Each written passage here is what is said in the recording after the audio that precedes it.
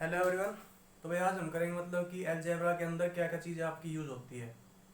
कहने का मतलब ये टर्मिनोलॉजी ऑफ अलजेब्रा करेंगे, ठीक है। देखिए अलजेब्रा के अंदर आपकी कई सारी चीज़ें होती है, टर्म होता है, कोफिशिएंट होता है, फैक्टर होता है। तो इन चीज़ को वन बाय वन हम डिस्कस करते चलेंगे। तो सबसे पहला आप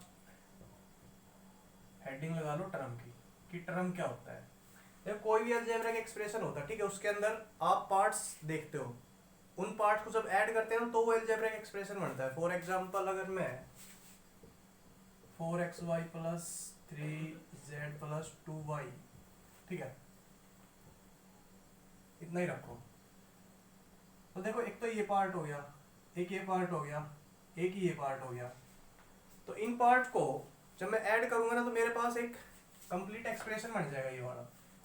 और इन पार्ट की पता खासियत खासियत क्या होती है, इन पार्ट की ये खासियत होती है कि ये जो पार्ट है ना इनको हम सेपरेटली फॉर्म कर सकते हैं। जैसे इसको कैसे फॉर्म किया होगा, इस पार्ट को ये 4 को और x को और y को क्या किया होगा, मैंने मल्टीप्लाई किया होगा, ठीक है, तभी मेरे पास ये एक पार्ट बन गया। इस पार्ट को बनाने के लिए, फॉर्म करने के लिए मैंने क्या किया, 3 और z को मल्टीप्लाई किया। इस पार्ट को फॉर्म करने के लिए मैंने 2 और y को मल्टीप्लाई किया, ठीक है। तो ये जो सेपरेटेड पार्ट्स है ना आपके, जिनको मैं सेपरेटली फॉर्म कर सकता हूँ, इनको क्या बोलते हैं, टर्म बोलते हैं। तो इसका मैं अभी डेफिनेशन लिख देता हूँ, आप उसको नोट डाउन करेंगे, ठीक है। आप है ना इसको नोट डाउन करोगे। इधर क्या लिखा मैंने, इधर मैंने लिखा भाई आपका the added parts which can form separately are known as terms. मतलब कि एडिड पार्ट्स, ऐसे पार्ट्स जिनको मैं सेपरेटली फॉर्म कर सकता हूँ, उनको क्या बोलते हैं, टर्म बोलते हैं। और एक नोट और लिखा मैंने, वो नोट क्या है कि terms are added to form expression. मतलब कोई भी अलजेब्रिक एक्सप्रेशन बनाने के लिए आप टर्म्स को है ना सिर्फ और सिर्फ क्या करते हो, ऐड करते हो, ठीक है। कई दफा बोल देते सब्ट्रैक्ट भी करते हैं, बट सब्ट्रैक्ट नहीं करते, हम ऐड ही करते हैं। उसमें मतलब बताता हूँ मैं, मतलब क्यों ऐड करते हैं। जैसे कि आप एग्जांपल ले लो, 4xy माइनस 3y, ठीक है। तो देखो इसके दो अलग अलग पार्ट, एक तो ये पार्ट है, एक ये पार्ट है। तो इस एक्सप्रेशन को बनाने के लिए मेरे पास दो अलग अलग पार्ट जिनको मैं सेपरेटली फॉर्म कर सकता हूँ। कौन कौन से, एक तो भाई ये है और एक ये है। इसको कैसे फॉर्म किया मैंने, 4x और y को मल्टीप्लाई किया, ठीक है। तो मेरे पास ये आ गया एक पार्ट। इस पार्ट को पता कैसे फॉर्म किया, मैंने -3 को y से मल्टीप्लाई किया, ठीक है। तो ये कंप्लीट अपने आप में क्या हो गया, सेकंड पार्ट हो गया। अगर इन दोनों पार्ट्स को मैं, इससे कौन सा पार्ट बना, 4xy, और इससे -3y, -3 को मैं ऐसे दिखा दो, ठीक है। तो ये एक तो ये पार्ट हो गया, एक ये पार्ट हो गया। इन दोनों को ऐड करूंगा तो मेरे पास जो एक्सप्रेशन आएगा ना वो यही तो आएगा। मतलब प्लस माइनस क्या होता है आपका, माइनस होता है। तो माइनस प्लस के साथ मल्टीप्लाई होके बाहर आ जाता है, ठीक है।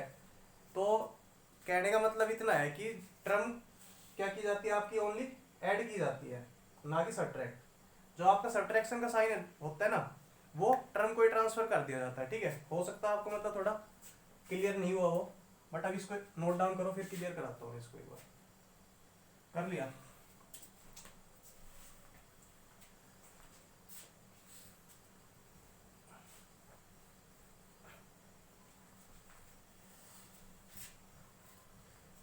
कैमरे पे पढ़ाने पे यही दिक्कत आती है, मतलब कि पता नहीं चलता कि क्लियर हो रहा है कि नहीं हो रहा। तो सपोज कर लो कि मैंने एक अलजेब्रा का एक्सप्रेशन ये लिखा,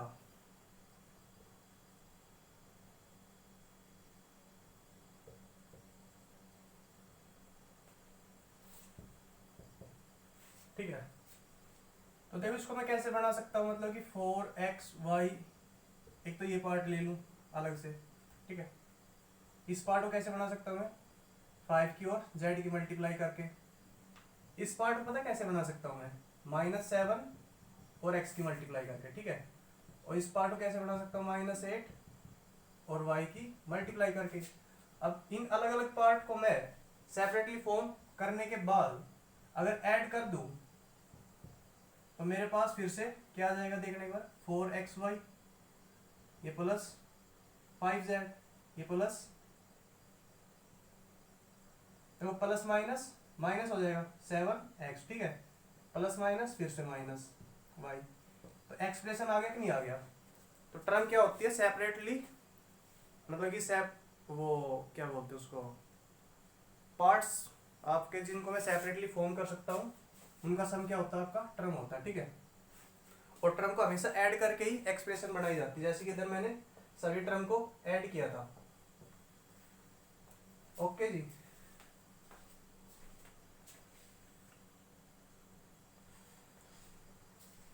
तो इधर सब एक बात ध्यान सुनना मेरी, कि जो आपका माइनस का साइन होता है ना, वो टर्म के एक पार्ट के अंदर ही काउंट करा दिया जाता है, ठीक है। मतलब कि जो आपका माइनस का साइन होता है वो टर्म के पास ही ट्रांसफर कर दिया जाता है, कि उसका वो जो नंबर होगा उससे कह दिया जाएगा भाई तू ये अपना माइनस का साइन इधर से हटा ले, हम तो ऐड करके बनाएंगे, ठीक है। तो एक्सप्रेशन कुछ नहीं होता, सेपरेटेड पार्ट्स को ऐड करके क्या बनाई जाती है, एक्सप्रेशन बनाई जाती है। तो अगर मैं दूसरे मतलब कि अदर वर्ड्स कहूँ कि टर्म क्या होती है, तो इन अदर वर्ड्स में कैसे डिफाइन कर सकता हूँ, देखो मैं लिखता हूँ उसको पहले, फिर आप करोगे, ठीक है।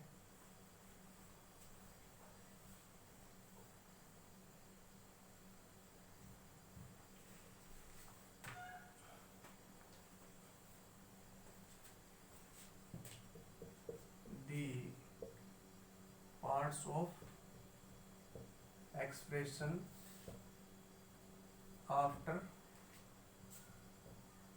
converting it into positive sign। कहने का मतलब ये है कि कोई भी एक्सप्रेशन हो गया आपके पास, ठीक है, या तो उसके अंदर भाई प्लस का साइन होगा, मतलब दो टर्म के बीच में, या फिर माइनस का साइन होगा। तो पूरी एक्सप्रेशन को है ना पहले आप पॉजिटिव साइन के अंदर कन्वर्ट करोगे, मतलब कि जितने भी नेगेटिव साइन है ना आप टर्म के पास ट्रांसफर कर दोगे, ठीक है। तो आपके पास जैसे कि ये एक एक्सप्रेशन है, ठीक है, इसको पॉजिटिव के अंदर कन्वर्ट करने का मतलब क्या है कि आप जितने भी ये साइन है ना बीच वाले सबको पॉजिटिव बनाओगे। वो कैसे, इधर ये तो ऑलरेडी पॉजिटिव है, ठीक है, इस नेगेटिव साइन को मैं 7 से दे दूं तो इधर पॉजिटिव का साइन आ गया कि नहीं आ गया, आ गया। इस नेगेटिव को मैंने 8 को दे दिया कि डोनेट कर दिया, तू रख ले इसको, ठीक है, मेरे को जरूरत नहीं इसकी, तो इधर पॉजिटिव साइन आ गया आपका, ये कितना हो गया -8।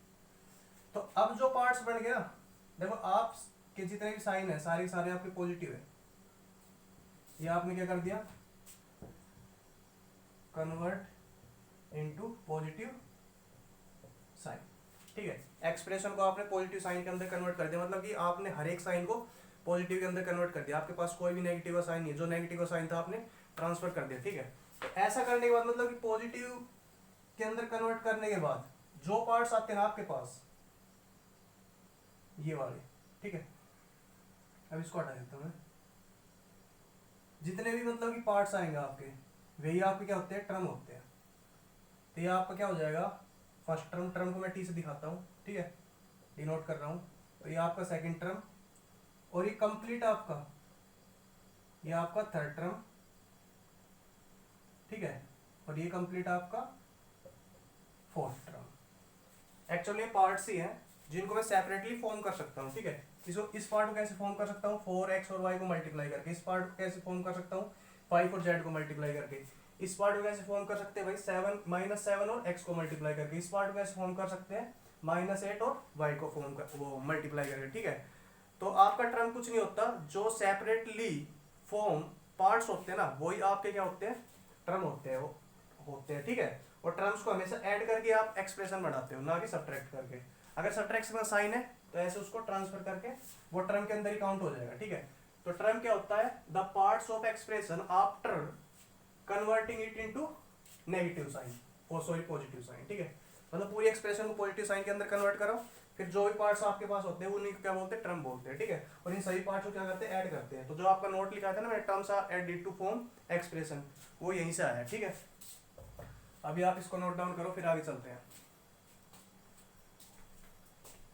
बस इतना याद रखना, टर्म के अंदर मतलब कि जो नेगेटिव साइन होता है टर्म को ही दे दिया जाता है, जो नेगेटिव साइन आपका टर्म के अंदर काउंट होता है, ठीक है।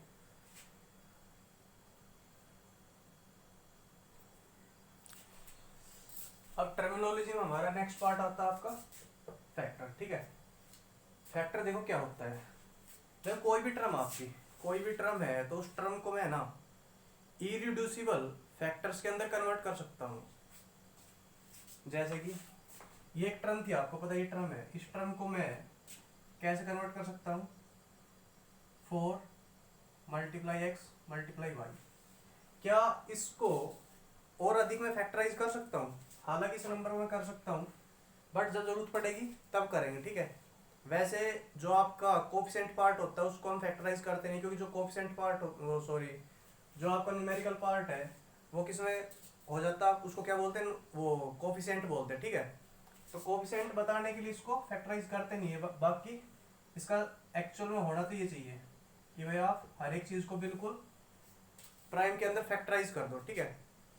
तो आप जब टर्म को फैक्टराइज करते हो ना, तो जो पार्ट्स होते हैं आपके उन्हीं को क्या बोला जाता है, फैक्टर बोला जाता है। तो जैसे कि इधर देखा जाए तो ये सब इसके क्या है, फैक्टर है, क्योंकि ये किसके अंदर कन्वर्ट होगी, इरिड्यूसिबल फैक्टर्स। ये जो पार्ट्स आएंगे ना इरिड्यूसिबल फॉर्म के अंदर कन्वर्ट करने के बाद आप टर्म के जितने पार्ट्स आते हैं वो क्या बोलते हैं, उसका फैक्टर बोलते हैं। जैसे कि मैं इस टर्म की बात करूं, ठीक है, इस टर्म की, तो इसके इरिड्यूसिबल फैक्टर क्या हो जाएंगे, -8 और y। तो ये पार्ट और ये पार्ट क्या बोले जाएंगे, इसके भाई फैक्टर बोले जाएंगे। ओके जी। अब इस टर्म का फैक्टर आपसे पूछ ले क्या क्या होंगे, तो -7 और x हो जाएंगे। इस टर्म का फैक्टर क्या क्या होगा, 5 और z होगा, ठीक है। तो फैक्टर कुछ नहीं होता, the parts of term after converting it into irreducible factors, या इरिड्यूसिबल फैक्टर्स ही बोल लो, ठीक है। जब आप टर्म को इरिड्यूसिबल फैक्टर की फॉर्म में कन्वर्ट करते हो, जो पार्ट्स होते हैं उनको क्या बोलते हैं, फैक्टर्स बोलते हैं। अब फैक्टर का वैसे आपने अर्थमेटिक के अंदर मीनिंग क्या देखा था, मतलब जब आपने फैक्टर को, जैसे फर्स्ट चैप्टर था वो अर्थमेटिक था, नंबर सिस्टम वगैरह हम जब फैक्टर पढ़ते हैं उधर उसका मीनिंग क्या था। फैक्टर का मीनिंग ये होता है कि जो, जैसे कि मैं बोल दूं ए बी का क्या है, फैक्टर है, तो ए है ना बी को डिवाइड कर देगा, मतलब कि फैक्टर क्या होता है, डिवाइड करने वाला। तो इधर से ये जो आपकी टर्म थी, ठीक है, अगर आप अर्थमेटिक के वाले मतलब तरीके सोचते हो, अर्थमेटिकली सोचते हो कि भाई इसका फैक्टर बताओ, तो आप ये सोचोगे मतलब फैक्टर क्या, कि भाई वो चीज जो इसको डिवाइड कर देगी। तो इसको देखो 4xy का मतलब क्या है, 4xy का मतलब कि 4 × x × y। अब इस चीज को डिवाइड कौन कौन कर सकता है, x डिवाइड कर सकता है बिल्कुल। अगर आप x इसके डिवाइड में लेकर आओगे, मतलब अपोन में लेकर आओगे, तो x से x कैंसिल आउट हो जाएगा, कैंसिल आउट हो जाएगा, मतलब कि वो उसको काट रहा है, तो मतलब कि हाँ डिवाइड कर रहा है, ठीक है। क्या y इस कंप्लीट को डिवाइड कर रहा है, तो आप एक बार अपोन में लेकर y को लेकर आए, ठीक है, तो y ने y को काट दिया, मतलब कि काट रहा है वो टर्म को, टर्म के किसी पार्ट को काटे या टर्म को काटे की बात है, ठीक है। जैसे कि मैं बोल दूं कि 8 को मैं लिख दूं 4 × 2, तो मैंने 2 से डिवाइड किया तो 2 को काट दिया, तो इसका मतलब 8 के पार्ट को काट दिया, मतलब कि 8 को काट दिया। ऐसे ही टर्म के अलग अलग पार्ट्स थे, फैक्टर थे, ठीक है। तो y ने 1 को काट दिया, तो इसका मतलब उसने टर्म को काट दिया, वो टर्म को काट रहा है, इसका मतलब क्या है, वो उसका फैक्टर है। ऐसे आप इधर अगर 4 लेकर आते हो तो 4 से 4 कैंसिल आउट, इसका मतलब 4 इस पूरी टर्म क्या हो गया, फैक्टर हो गया। कोई कहीं बच्चा कहेगा नहीं 2 लेकर आएंगे 2, ठीक है, तो 2 4 को काटेगा, 2 पे काट देगा, मतलब ठीक है, तो टर्म को कैंसिल आउट तो कर रहा है ना, तो वो उसका फैक्टर हो गया। तो आप इधर से देख लो, ये जितने पार्ट्स थे ये सारे के सारे इस टर्म को क्या कर सकते हैं, डिवाइड कर सकते हैं, ठीक है। तो ये क्या हो गए, इसके फैक्टर हो गए। ओके जी, तो इसको आप अपने हिसाब से साफ साफ नोट डाउन कर लो। थोड़ा और डिस्कस कर देता हूँ।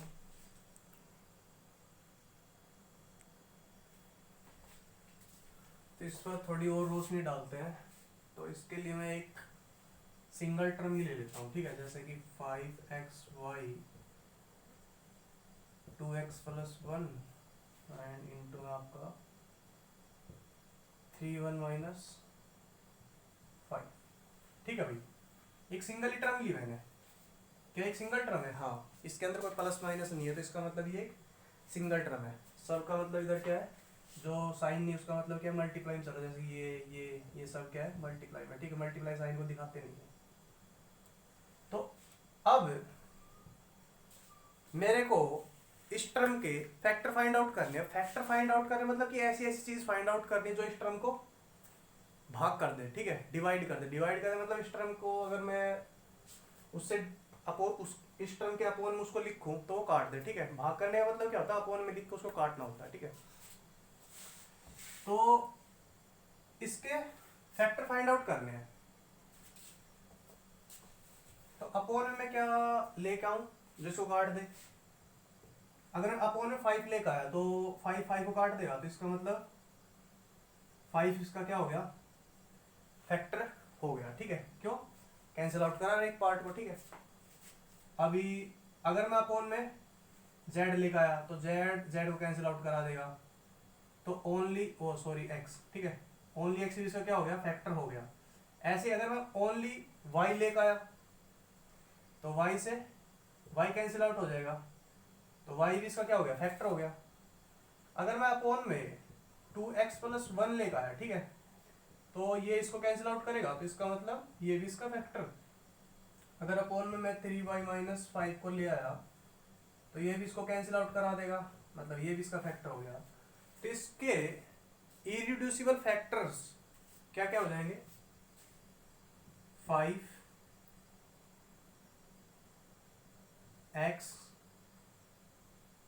y, 2x+1, ये भी इसका क्या है भाई, फैक्टर है। क्यों, अगर आप इससे इसको डिवाइड करते हो तो ये काटेगा, ठीक है, कैंसिल आउट कराएगा, मतलब कि अगर कैंसिल आउट करा रहा है इसका मतलब उसको डिवाइड करा, इसका मतलब उसका फैक्टर है। ऐसे ही आपका 3y-5 भी इसका क्या है, फैक्टर्स। ये सारे सारे क्या इसके फैक्टर्स।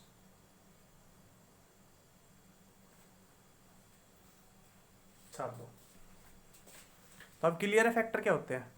तो ऐसा मत सोचो ना कभी भी कि भाई हाँ जैसे कि फैक्टर तो एक सिंगल नंबर या वेरिएबल ही होगा, ये चीज भी आपकी फैक्टर हो सकती है। फैक्टर का आप डेफिनेशन पे जाओ, ठीक है। फैक्टर का मतलब होता है भाग करने वाला या कैंसिल आउट कराने वाला।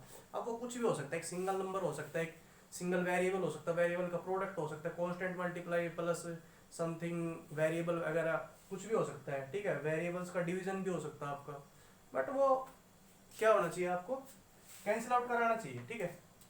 तो ही वो उसका क्या होता है, फैक्टर होता है। अगर वो कैंसिल आउट नहीं करा रहा तो उसका फैक्टर नहीं है। बाकी और काफ़ी चीज़ें डिस्कस करेंगे, तो बार बार ये चीज़ अब रिपीट होएगी, ठीक है। तो आप उधर से और क्लियर हो जाएगा। इस तब तक के लिए इसको नोट डाउन करो एक बार।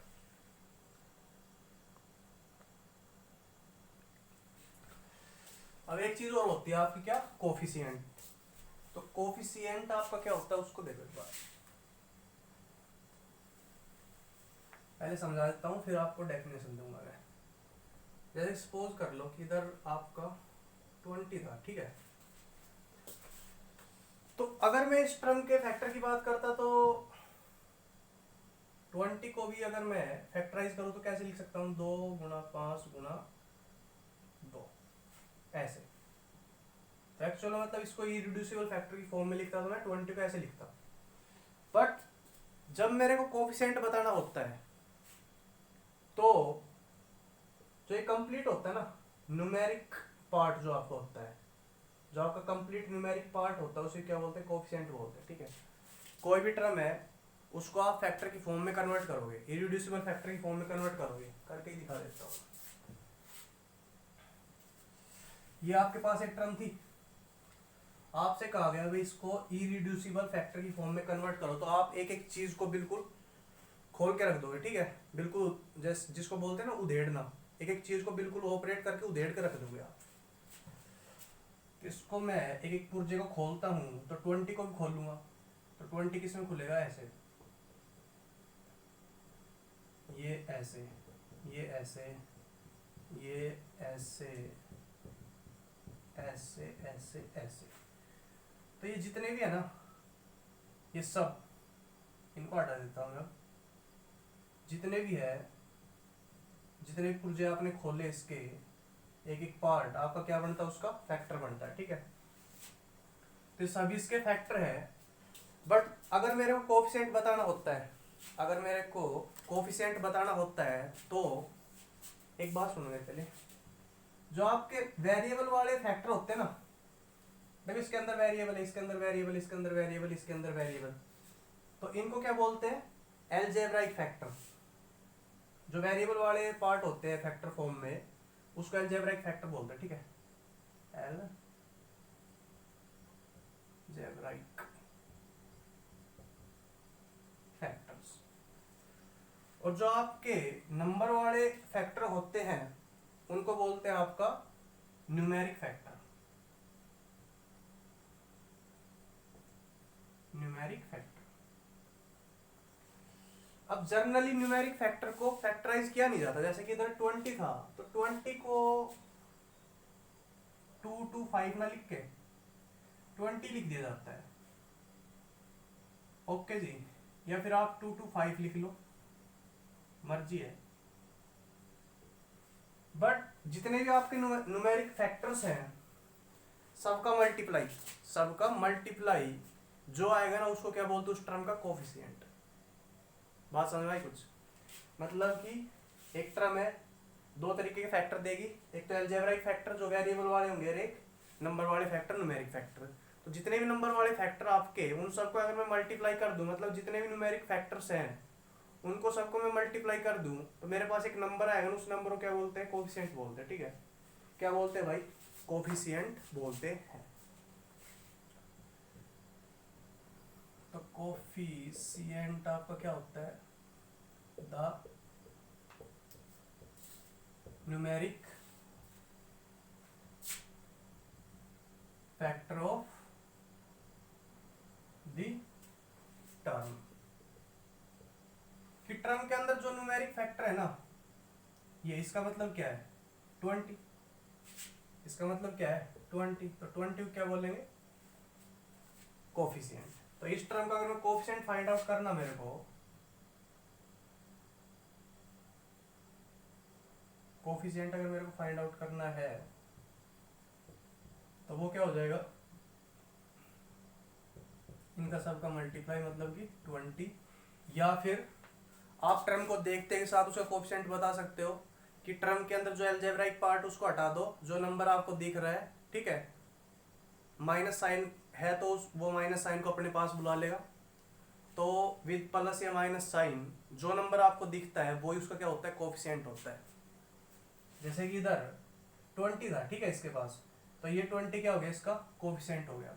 अगर सपोज कर लो कि इधर माइनस का साइन और होता तो माइनस का 20 उसका कोफिशिएंट हो जाता। तो इसको भी काफ़ी जब एग्जाम्पल करेंगे अच्छे से इसको भी डिस्कस करेंगे, तब तक के लिए भाई इसको नोट डाउन करो आप। और अब इस 2 to 5 की जगह मैं लिख देता हूँ, आपने इसको छाप तो लिया था ना एक बार इसको नोट डाउन करो, स्नैप करो। फिर इसको मैं हटाता हूँ, एक बार हटा दिया, और इस 20 पे एज इट इज लिख देता हूँ मैं। और इसको क्या बोलूँगा, न्यूमेरिक फैक्टर, इसे क्या बोलते हैं, आपका कोफिशिएंट।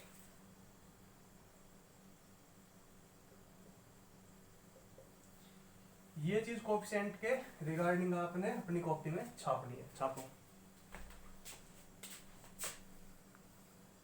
छप गया।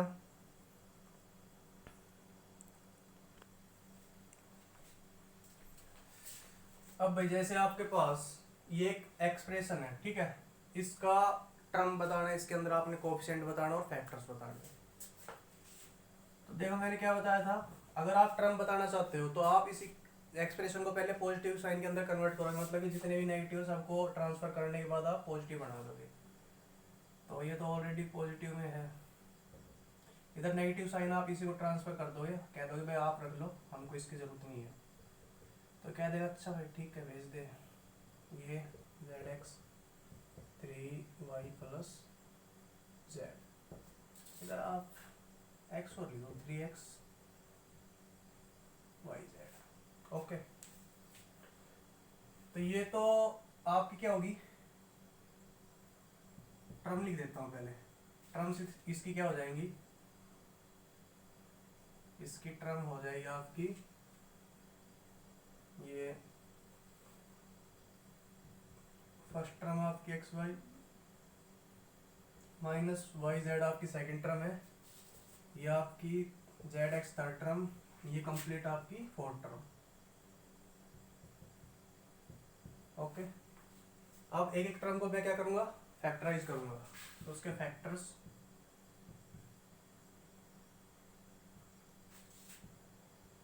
एक्स और वाई, कोमा दिखा दिया मैंने।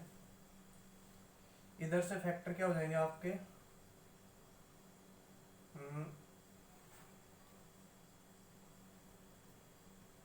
माइनस का 1 वाई और जेड। इधर से फैक्टर हो जाएंगे जेड और एक्स, इधर से फैक्टर 3x और ये आपका।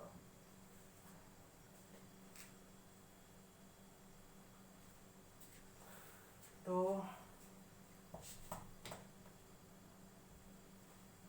ओके, अब कोफिशिएंट की अगर मैं बात करूं तो देखो इधर कोई भी न्यूमेरिकल नंबर नहीं लिख रहा था, तो इसका मतलब इसका न्यूमेरिक फैक्टर क्या हो जाएगा, 1 हो जाएगा। इधर भी कोई नंबर नहीं था, इसका मतलब न्यूमेरिक फैक्टर क्या हो जाएगा, 1 हो जाएगा। और इधर तो 3 था आपका। तो अगर मैं कोफिशिएंट की बात करूं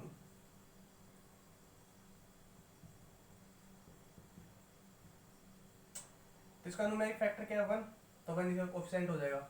इसका न्यूमेरिक फैक्टर क्या है, -1, तो -1, इसका 1, इसका 3, ये इसके क्या हो गए, कोफिशिएंट हो गए। बट अब मेरी बात सुनना एक ध्यान से कि अगर आपके पास नेगेटिव और पॉजिटिव साइन है ओनली, और टर्म के अंदर ओनली वेरिएबल है, कोई आपका कांस्टेंट नंबर नहीं है, तो उस टर्म को जब फैक्टराइज करते हैं ना, फैक्टर फॉर्म में लिखते हैं, तो जो आपका माइनस का साइन होता है उसको सेपरेट नहीं करते। जैसे मैंने इधर माइनस का साइन सेपरेट कर दिया, आपको समझाने के लिए सेपरेट कर दिया, but in actual standard form में मतलब कि इसको सेपरेट नहीं किया जाता है। इसको एज इट इज, मतलब कि अगर माइनस का साइन है तो वो चीज अंडरस्टूड होती है कि माइनस का साइन है तो हाँ कि -1 उसका फैक्टर हो जाएगा, कोफिशिएंट हो जाएगा। ओनली प्लस का साइन है तो वो चीज अंडरस्टूड है कि भाई उसका +1 उसका कोफिशिएंट हो जाएगा, ठीक है। तो माइनस और प्लस अगर ओनली साइन है, उसके पास कोई नंबर नहीं है, ओनली फैक्ट वो मतलब कि वेरिएबल है और प्लस और माइनस का साइन है, तो उसका कोफिशिएंट बताने के लिए आप उसको फैक्टराइज करोगे तो उसको अलग से आप सेपरेट नहीं करते। बट आपको समझाने के लिए मैंने ये कर दिया इधर कि आपको कोई कंफ्यूजन ना हो। तो जैसे कि आपसे कोई डायरेक्ट पूछ ले कि ये टर्म है, आपको पता चल गया भाई ये एक टर्म है, ये भी एक टर्म है, ये भी एक टर्म है, ये भी एक टर्म है, इसका डायरेक्ट आपसे क्या पूछ ले, कोफिशिएंट बताना है, तो आप देखते के साथ बता दोगे कि हाँ माइनस, ओनली माइनस का साइन चल रहा है तो भाई -1 इसका कोफिशिएंट है। इधर ओनली प्लस का साइन चल रहा है तो इसका +1 इसका कोफिशिएंट है। इधर क्या है, कोई नंबर नहीं है और प्लस का साइन इसके सामने, तो +1 इसका कोफिशिएंट है, ठीक है। ये चीज अंडरस्टूड होती है, बाकी आप नोट डाउन कर लो, फिर आगे चलते हैं।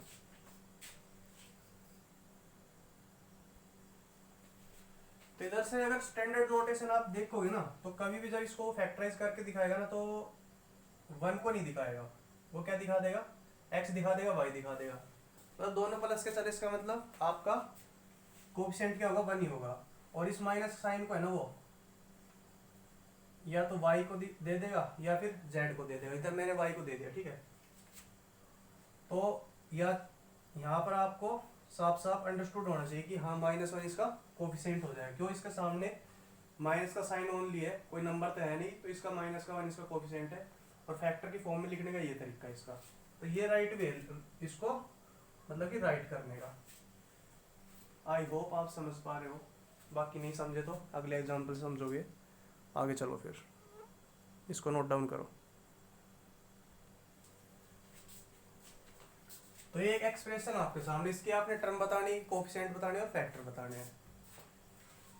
तो टर्म पे बात कर लेते हैं।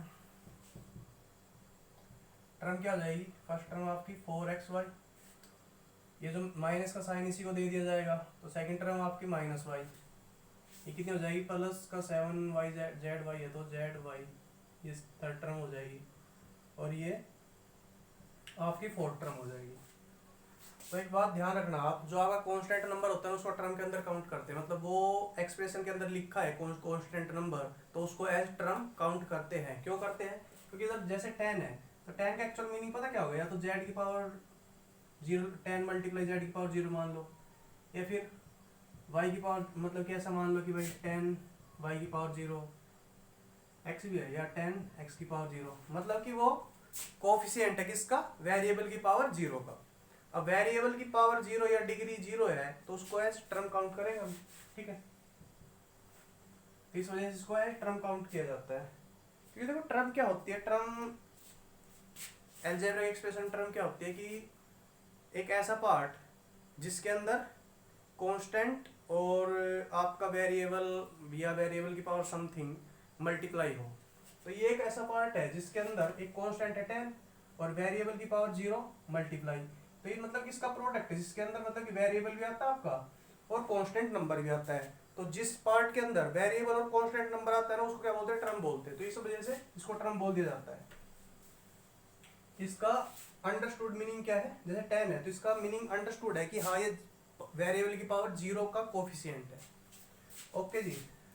बट इसको जब लिखते हैं ना टर्म की फॉर्म में तो इसको लिखकर दिखाते नहीं, मतलब कि जो वेरिएबल की पावर 0 है ना उसको दिखाते नहीं, वो चीज अंडरस्टूड होती है। जैसे कि वो माइनस का साइन था ना और प्लस का साइन अंडरस्टूड होता है कि हाँ +1 है -1 है, तो उसको दिखाते नहीं। इसी तरीके से इसको दिखाते नहीं। बट आप अगर अलग से लिखना चाहो तो इसका मीनिंग लिख सकते हो, मीन्स क्या है 10 की पावर और 10 मल्टीप्लाई जेड की पावर 0 हो, या फिर y की पावर 0, या फिर x की पावर 0, ओके। इसका एक्चुअल मीनिंग ये है यहाँ पे। तो टर्म आपको पता चल गया। फैक्टर्स की बात करते हैं। इसके फैक्टर क्या क्या हो जाएंगे, 4x और y, ये सभी इसके फैक्टर हैं। इसके फैक्टर -1 को अलग करते नहीं है, हाँ हालांकि कर सकते हो आप बट करते नहीं है, ठीक है, वो स्टैंडर्ड नोटेशन नहीं होता उसका।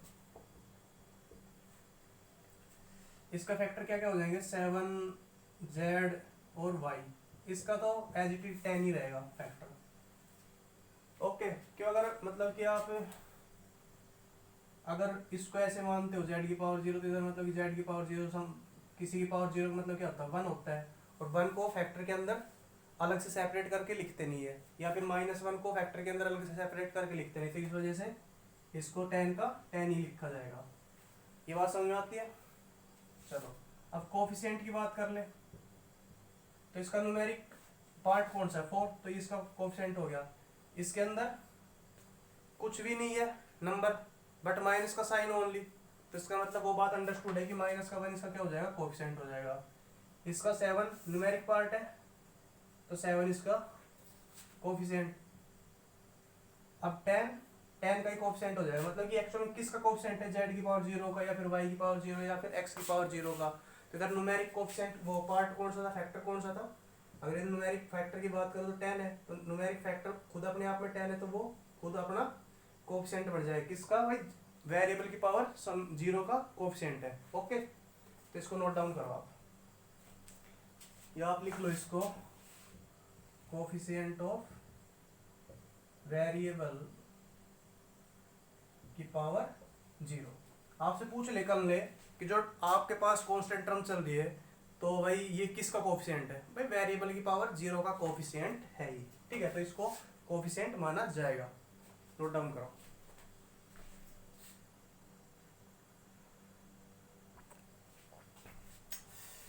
तो भाई ये एक एग्जांपल है, इसके अंदर आपको बताना है, टर्म बतानी है, कोफिशिएंट बताना और फैक्टर बताना है। तो बताओ मेरे को, करके देखो, अगर वीडियो पॉज करो करके देखो।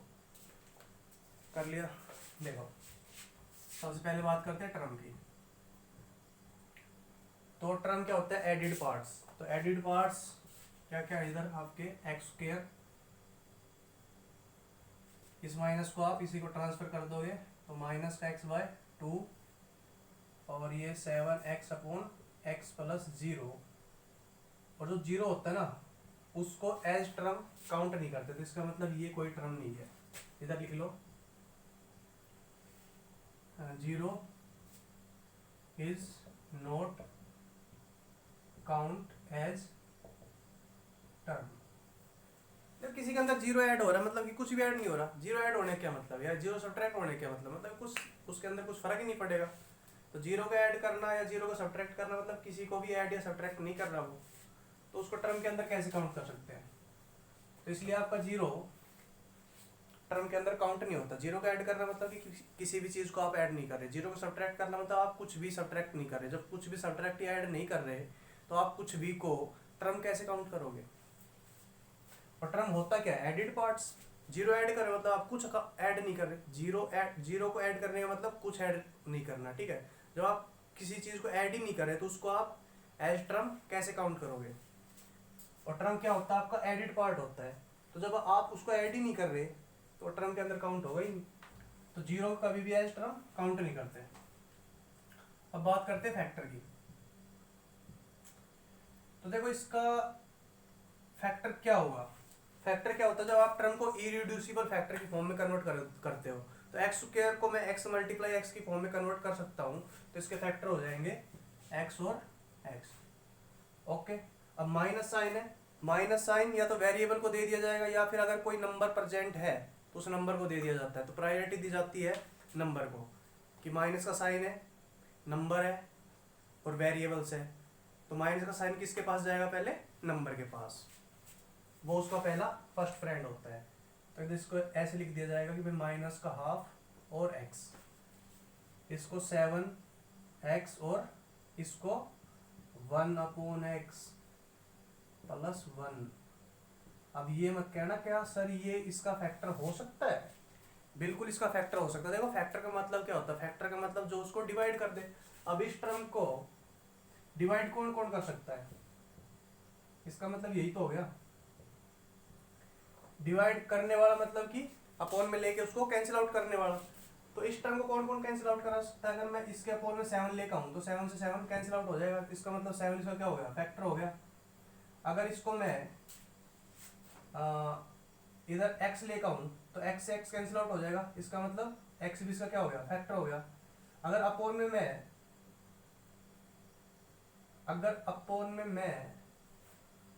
1/x लेकर आया, 1/x प्लस 1 लेकर आया, तो क्या इसको कैंसिल आउट करेगा। देखो इसका एक्चुअल मीनिंग पता क्या होगा, इसको मैं अच्छे से लिख देता हूँ। आपको ये तो पता होगा ना कि जैसे कि a/b/c है, इसका मतलब क्या होता है, a b मल्टीप्लाई c, जो b होता है नीचे मल्टीप्लाई हो जाएगा। तो x वो 7x/x प्लस 1 है, अपॉन में समथिंग है, इसका मतलब क्या हो जाएगा, अपॉन में समथिंग आप क्या मान लो, s मान लो। तो इसका एक्चुअल मीनिंग क्या हो जाएगा, 7x ये चीज अपॉन में आ जाएगी s multiply x plus 1। Okay जी, तो s की जगह मैं क्या क्या रखूं जो वो कैंसिल आउट करा दे इस टर्म वाली चीज को। तो s की जगह अगर मैं 7 रखता हूं तो 7 से 7 कैंसिल आउट हो जाएगा, तो मतलब 7 इसका क्या हो गया, फैक्टर हो गया। s की जगह अगर मैं x रखता हूं तो x से x कैंसिल आउट हो जाएगा, तो x इसका क्या हो जाएगा, फैक्टर हो जाएगा। अगर s की जगह, अब ध्यान से सुनना मेरी बात, अगर s की जगह इधर मैं दो चीजें रख रहा हूं, एक बार तो 1/x प्लस 1 और एक बार ओनली x प्लस 1, तो इनके अंदर से कौन सा इसका फैक्टर है। देखो मैंने s की जगह एक बार इतना नोट डाउन करो तुम, फिर बताता हूँ इसको। कर लिया, अब इसको दोबारा से देखो एक बार।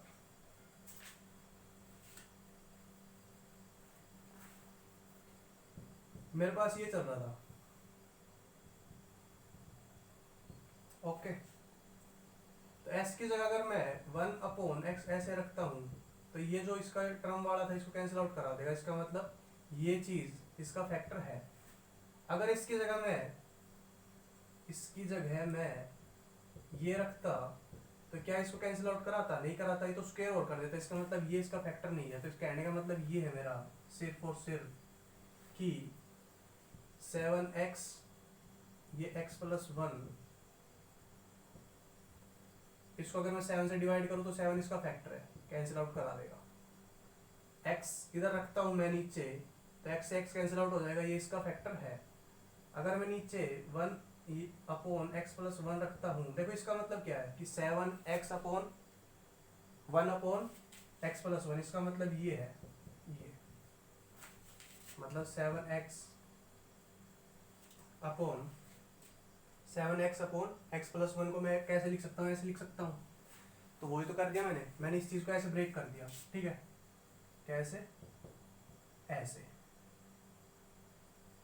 ये चीज यही है, इसको मैंने फैक्टर की फॉर्म में लिख दिया, खोल के मल्टीप्लाई की फॉर्म में, और इसके मेरे फैक्टर फाइंड आउट करने थे। तो मैं क्या करूंगा, नीचे डिवाइड कर करके देखूंगा भी कौन कौन चीज इसको कैंसिल आउट करा सकती है, वो इसका फैक्टर होगा। 7 लेगा है अपॉन में, 7 ने 7 को कैंसिल आउट करा दिया, इसका फैक्टर हो गया। x को लेगा है अपॉन में, x ने x को कैंसिल आउट करा दिया, इसका फैक्टर हो गया। अपॉन में अगर मैं इसको लेकर आता हूँ तो ये चीज इसको कैंसिल आउट करा देगी, इसका मतलब ये भी इसका क्या हो गया, फैक्टर हो गया। बट अगर मैं अपॉन में x प्लस 1 लेकर आया तो क्या x प्लस 1 इस चीज को कैंसिल आउट करा सकता है, इस चीज को तो यही चीज कैंसिल आउट करा सकती है, मतलब इसको ये कैंसिल आउट करा सकता है, ये कैंसिल आउट नहीं कराया। क्यों? अगर आप देखो नीचे लेकर आते हो तो ये पता क्या हो जाता है एक्चुअल में, ये देखो ध्यान से देखना कैलकुलेशन कैसे चल रही है।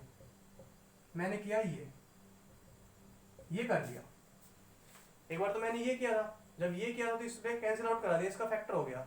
मैंने कहा कि मैं इसको नहीं रख रहा, इसको रखता हूँ फोन में, मतलब मैंने क्या कंडीशन की, ये वाली कि 7x मल्टीप्लाई में x plus O x upon x plus 1, ये चल रहा था।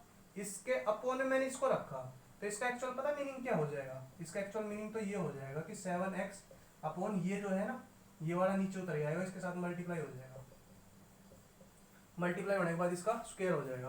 तो ये तो इसको कैंसिल आउट नहीं कर रहा, बल्कि इसके साथ मिलके स्क्वायर और चढ़ा दे रहा है, तो इसका मतलब ये इसका फैक्टर नहीं है, ठीक है। तो जब इसको आप फैक्टराइज करते हो तो ये भी इसका फैक्टर है, ये भी इसका फैक्टर है, ये भी इसका फैक्टर है। क्यों? ये चीज इसको कैंसिल आउट करा रही है, ये चीज इसको कैंसिल आउट करा रही है, ये चीज इसको कैंसिल आउट करा रही है, but x plus 1 is not it's factor. क्यों? क्योंकि x प्लस 1 इसके साथ मल्टीप्लाई होकर स्क्वायर चढ़ाएगा, ना कि इसको कैंसिल आउट करेगा, इस वजह से इसका फैक्टर नहीं है। नोट डाउन करो इसको।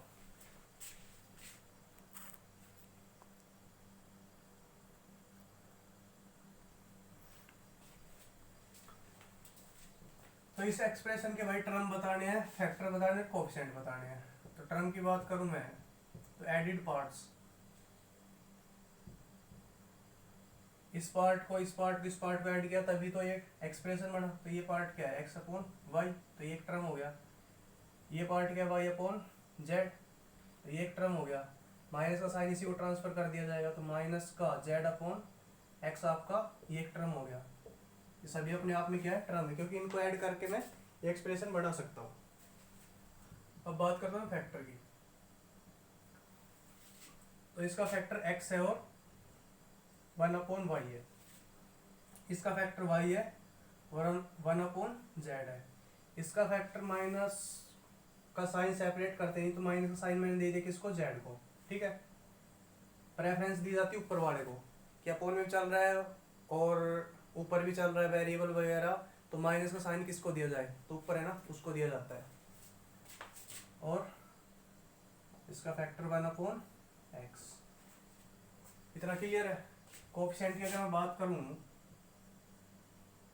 तो कोएफिशिएंट देखा जाएगा इधर से कि इसके सामने प्लस का साइन चल रहा है और कुछ भी नंबर नहीं है, तो इसका कोएफिशिएंट क्या हो जाएगा आपका 1।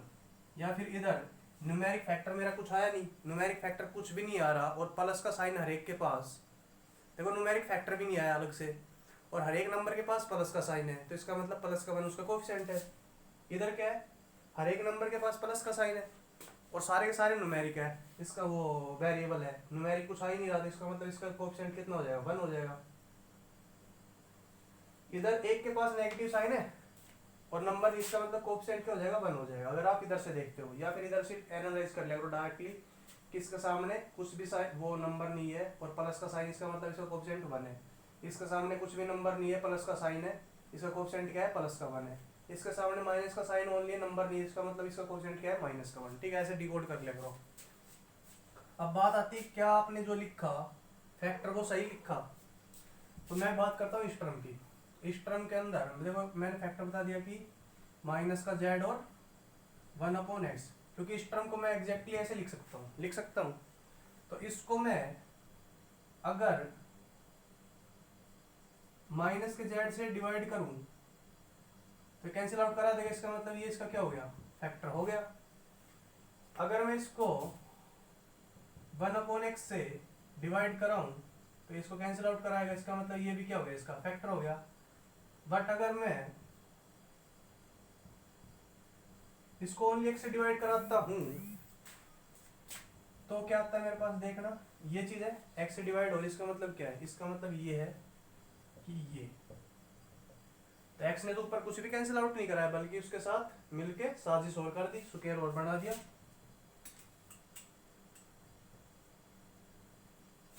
तो इसका मतलब ये फैक्टर नहीं है। क्यों? क्योंकि इट इज नॉट कैंसलिंग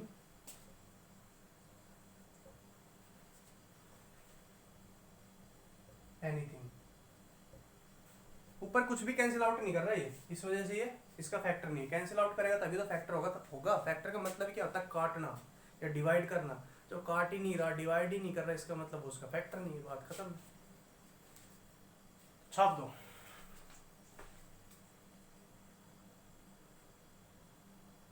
छप गया, आगे चले।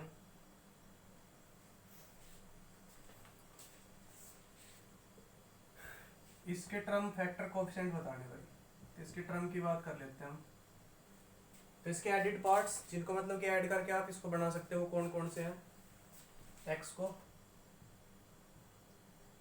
ओनली, वाई को माइनस का साइन इसको दे दूँ मैं, नंबर को ओनली, तो ये आपका माइनस का 5/2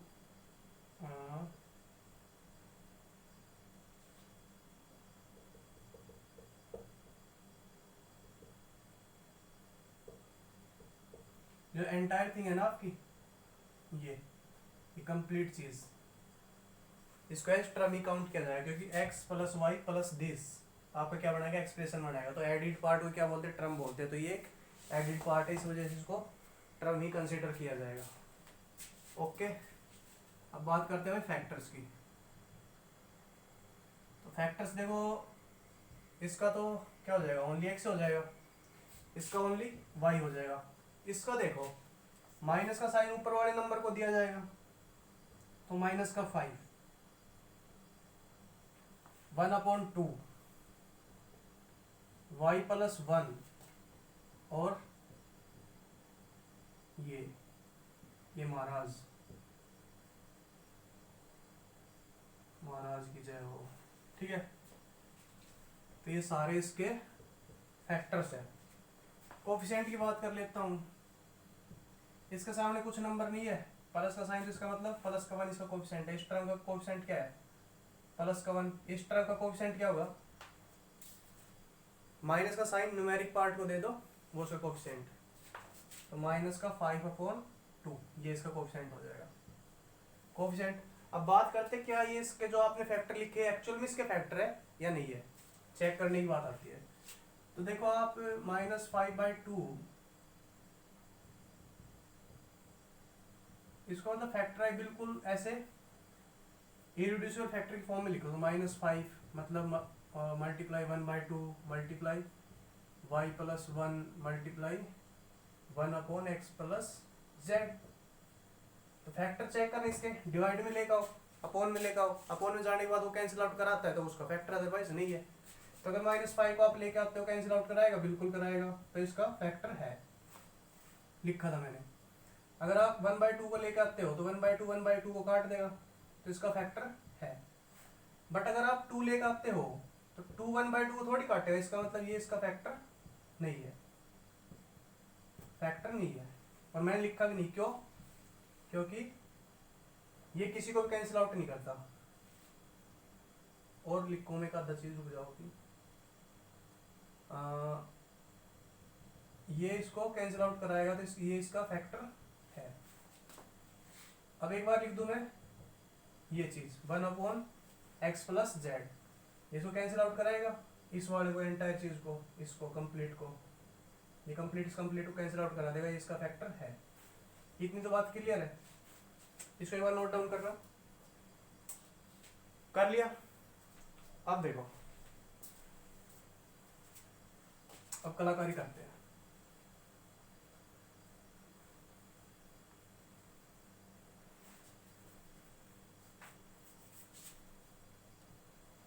देखो भाई, मैं लेकर आया 2 ओनली, 2 लेकर आया, इस 1/2 का 2 नीचे आ जाएगा, तो 2 का कैंसिल आउट थोड़ी कर रहा, बल्कि उसके साथ मल्टीप्लाई और कर गया वो, तो इसका मतलब ये 2 उसका फैक्टर नहीं है।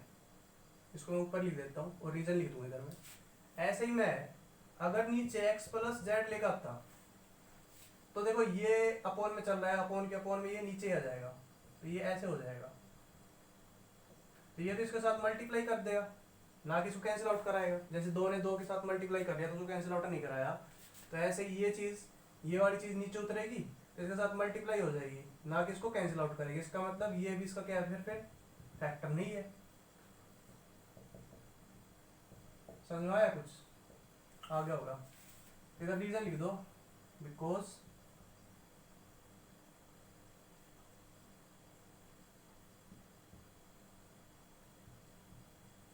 they are not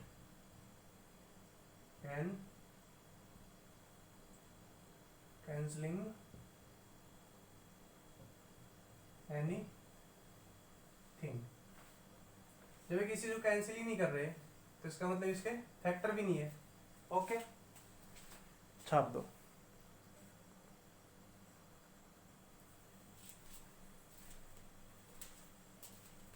F cross का मतलब नॉट ए फैक्टर, लिख दो फिर, नॉट ए फैक्टर मतलब एफ क्रॉस। तो आई होप भाई आपको इसका टर्मिनोलॉजी बिल्कुल अच्छे से समझ में आ गया होगा। ये 3 चीज़ होती है इसकी टर्मिनोलॉजी में, टर्म क्या होता है, फैक्टर क्या होता है, कोफिशिएंट क्या होता है। अब इनका यूज़ किस चीज़ में होता है, कि जैसे कि टर्म का यूज़ तो इस चीज़ में होता है कि भाई मोनोमियल बताना है, पोलिनोमियल बताना, जो पोलिनोमियल आपके आएंगे तो उसको आप क्लासीफाई करोगे मोनोमियल, बाइनोमियल, ट्राइनोमियल।